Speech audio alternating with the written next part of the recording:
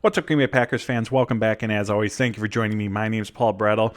Over the next couple weeks, we are going to go position by position through the Green Bay Packers roster, taking a look at it from a salary cap perspective, along with what their positional needs are at that respective position group as we get closer to free agency beginning and then eventually the NFL draft.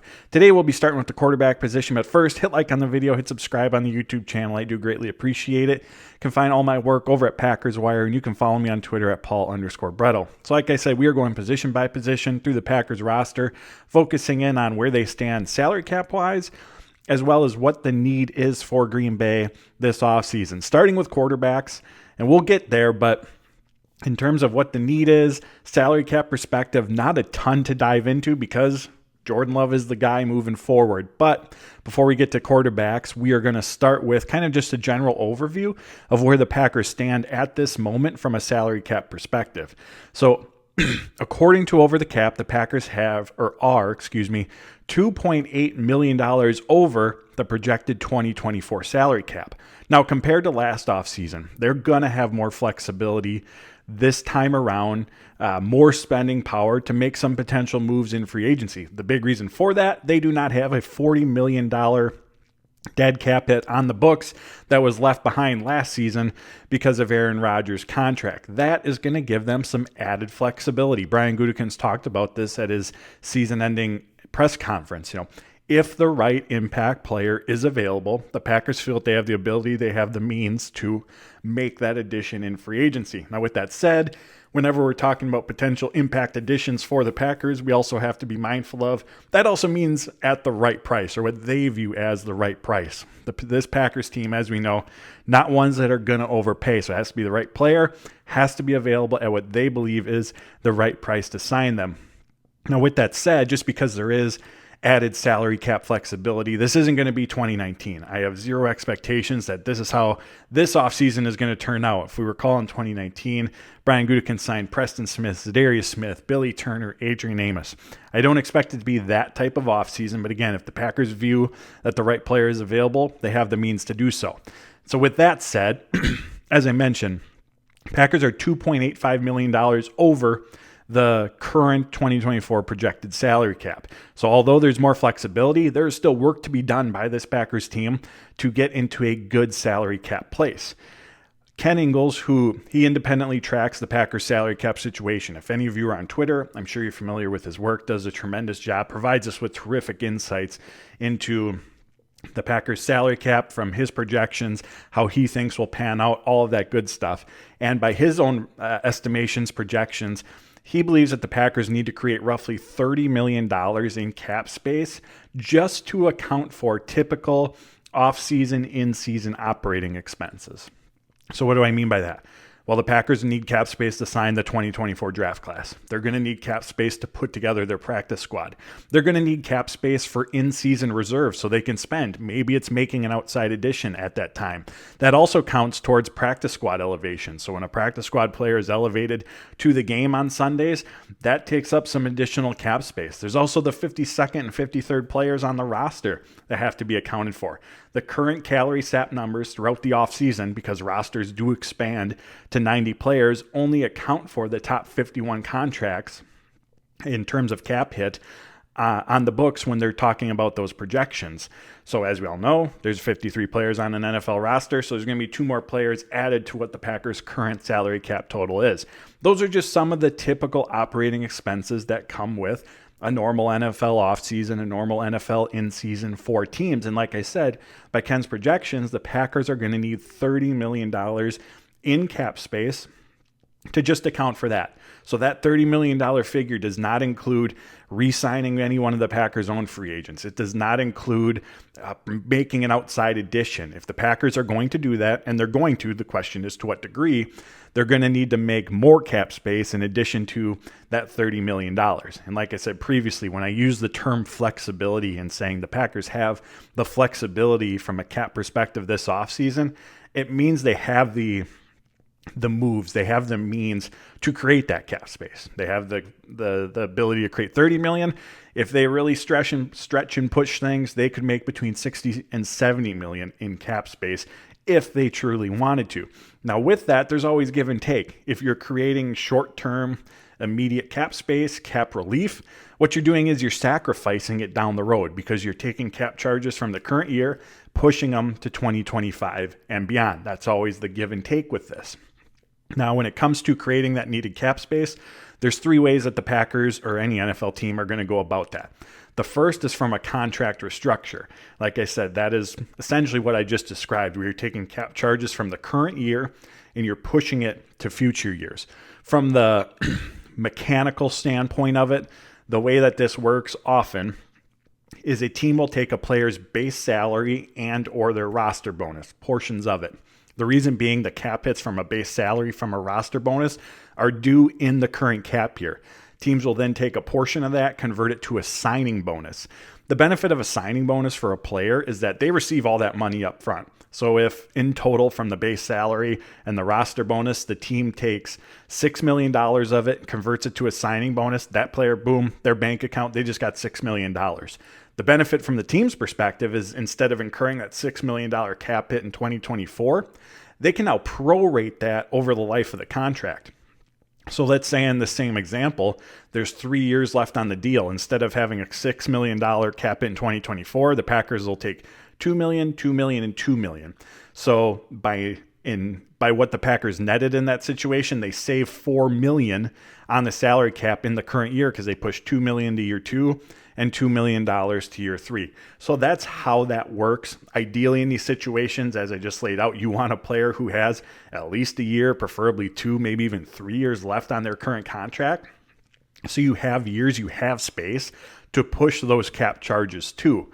But if you don't, and we've seen the Packers do this often in recent off seasons, there are void years. Might be a term that I'm sure you've heard. Like I said, the Packers have utilized it a lot recently. In 2021 and 2022, the purpose of the void years was to help create cap space to keep that Super Bowl, window open at that time. In 2023, they used void years because they just had to. The Packers had to do whatever they could last offseason to create cap space, in large part to just get by throughout the offseason for those, some of those operating expenses I had mentioned earlier and a few free agent additions.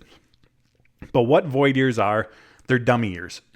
If we hear, the Packers restructured a deal, added 3 void years to it, this is not an extension. The player's contract is still set to terminate, set to end at whatever the original date is.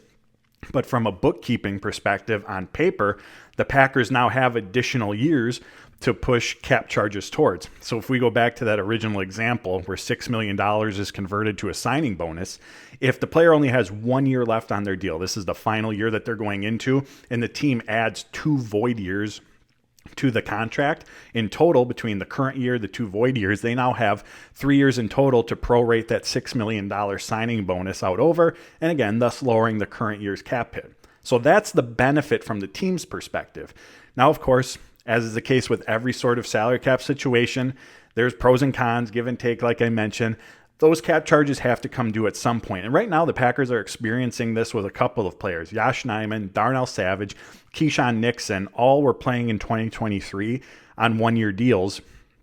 But the Packers use void years to help lower their cap hit. Well, those contracts are now set to terminate on February 19th. And unless the Packers reach an extension with any one of those 3 players, the cap charges from the void years that were pushed, again, out beyond 2023 are going to come and are all going to be due on the 2024 books as dead cap, regardless of whether these players are in Green Bay or not in Green Bay.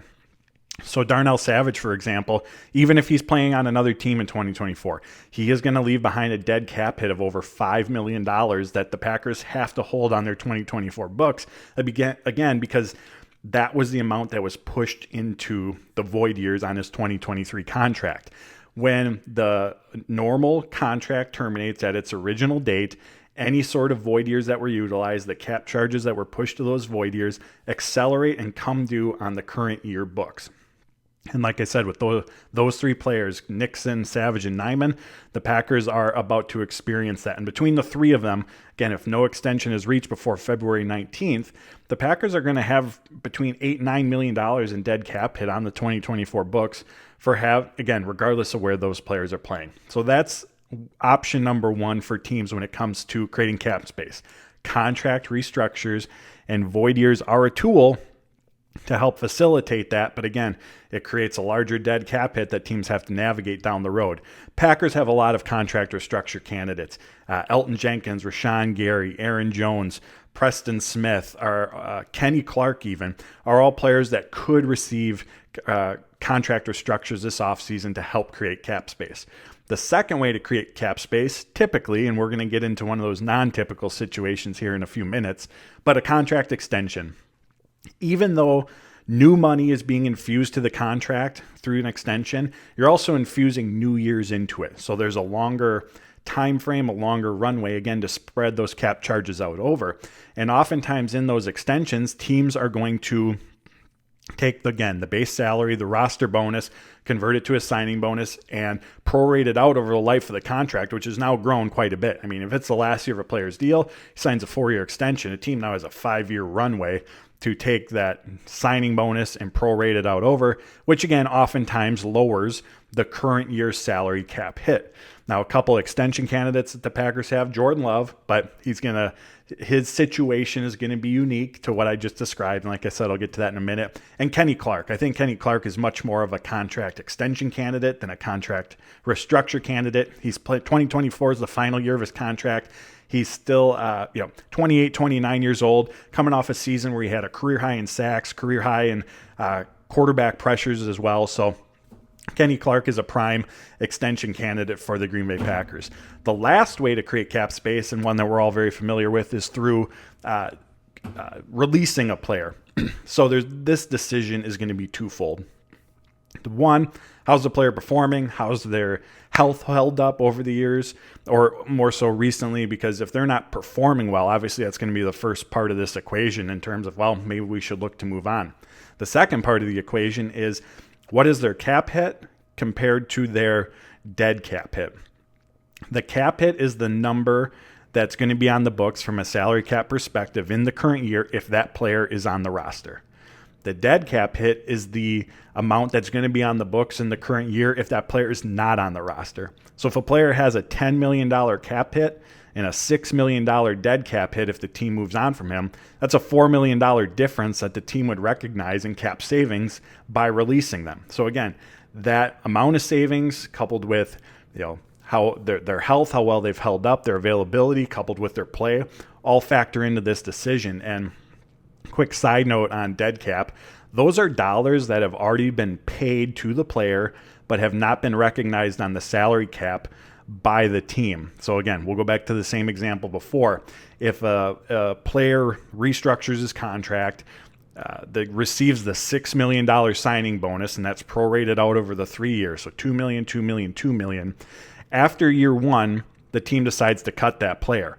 Well, the $2 million in year two and the $2 million in year three, those have already been paid to the player, but they haven't been recognized on the salary cap yet. So that $4 million is going to be dead cap in year two when the team moves on from him. So in short, that's kind of the inner workings of how all these different opportunities that the Packers have to move on from players are, or restructure, extension, however they're going to go about creating their cap space. And when it comes to potential roster cuts, Devondre Campbell is a name to watch. If the Packers move on from him, they'll save roughly $2.6 million in cap space. If they move on from Royce Newman, they'll save about $3 million in cap space. And the big one, if the Packers move on from David Bakhtiari, if they release him, they'll save over $19 million in cap space this offseason. So there you have it. That's kind of a general overview of where the Packers stand from a salary cap perspective at this point, kind of what my expectations are in terms of spending opportunity for Brian Gutekunst, and then in going about creating that cap space, which they're going to have to do. regardless of how much they plan to spend in free agency. Like I said, roughly $30 million is going to be needed for just kind of general operating expenses. The restructures, potentially with void years, extensions, and roster cuts are the three ways that they're going to go about it. So now we'll transition into the Packers quarterback position from a salary cap perspective and in terms of need. Let's start with need because, well, there just isn't a ton of it. Jordan Love proved he's the guy. Brian Gutekunst said, not that we needed to hear it, that they're going to work out an extension this offseason. On top of that, Packers just drafted Sean Clifford in last year's draft. They currently have Alex Magoo on the roster still. If there's going to be any sort of change within this quarterback room, potentially someone who they view as maybe a more high upside player compared to Alex Magoo, the Packers, we could see them bring in. Brian Gutekunst has shown that he's always willing to churn the bottom of the roster. And if we look at the last 3 years at the quarterback position, that's kind of what the Packers have done. Kurt Benkert was here a few years ago, and then they brought in Danny Etling. Benkert was let go. And then last offseason, they brought in Alex Magoo, and Danny Etling was let go. So that's kind of we got a decent track record now of kind of that's how the Packers have operated at the back end of the quarterback position. So something to keep our eyes on. But again, they're set at the top. They got Jordan Love, Sean Clifford's quarterback too. And if they do decide to bring in someone to, compete or challenge, or they just like the upside of a quarterback for that third spot, this isn't going to be a draft pick. This isn't going to be a free agent that's signed, in the first few weeks or even the first month plus of free agency opening. This is going to be a move that's made probably in June, probably prior to training camp. But in terms of where the Packers stand at the quarterback position, obviously in great shape, but that's one small thing to keep our eyes on. From a salary cap perspective, like I said, the top 51 contracts in terms of cap hit count towards the Packers' current salary cap projection. All three quarterbacks, Love, Clifford, Magoo, are within that top 51, and in total, $14.6 million in total cap hit between those three players is dedicated to the Packers salary cap at the moment. That accounts for roughly 5.5% of their total salary cap. Of that $4.6 million, Jordan Love, it counts for $12.75 million of that this season. And while earlier I was talking about oftentimes extensions can help create cap space, that's not going to be the case in Jordan Love's case. Given his situation, his position, he plays quarterback, which, as we know, highest paid position in football, and Love's cap hit of $12.7 million compared to the rest of the higher end market of NFL quarterbacks right now. That's relatively low. So you have a relatively low cap hit coupled with what's going to be a ton of money infused into this contract. Again, Ken Ingalls wrote about this over at Packers Wire. He thinks that the Jordan Love's new deal could be in the $48 to $52 million per year range. Depending on which end of that projection Love ends up on, he's either going to be just inside the top 5 of quarterbacks for average annual value or just on the outside. But he's going to likely be around that top 5 mark in terms of quarterbacks being paid. So when you have a relatively low cap hit with that much new money being infused into the contract, his cap hit is going to increase for the 2024 season. Again, by Ken's projections, he thinks that could be the Love's cap hit could be in the $15 to $20 million range. And again, that's dependent upon how much money he actually ends up receiving, how the contract's restructured in year 1, year 2, and so on. So those are going to be different factors that affect the impact. But Love's salary cap hit is going to increase once the extension takes place. And even if he is in that $15 to $20 million range, that cap hit at the quarterback position, especially for the level of play that Love was at during that second half of the season, again, a relatively lower cap hit that the Packers will be absolutely fine absorbing and taking on this season.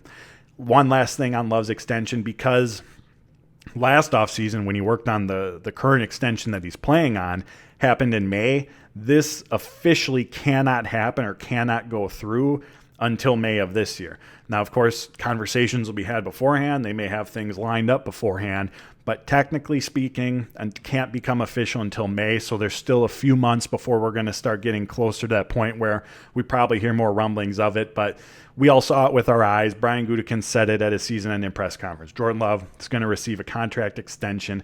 We all know that. The question is now, maybe not even so much when. We know we have the general idea, like I said, of May of when it's going to happen, and we got an idea of where he might fall from an average annual value perspective.